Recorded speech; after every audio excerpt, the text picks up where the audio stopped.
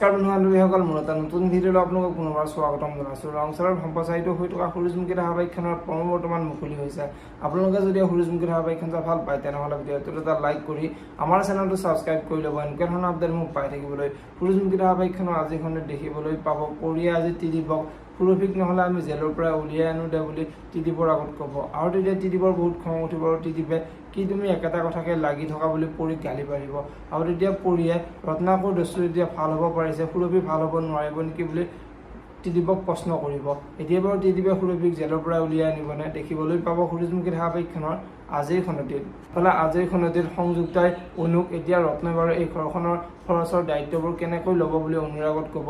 আৰু তেতিয়া অনুৱে ৰত্নই ইমানবোৰ খৰচৰ দায়িত্ব ল'ব নালাগে, আদ্যাৰ সকলোবোৰ খৰচৰ দায়িত্ব ময়ে ল'ম বুলি সংযুক্তাৰ আগত ক'ব।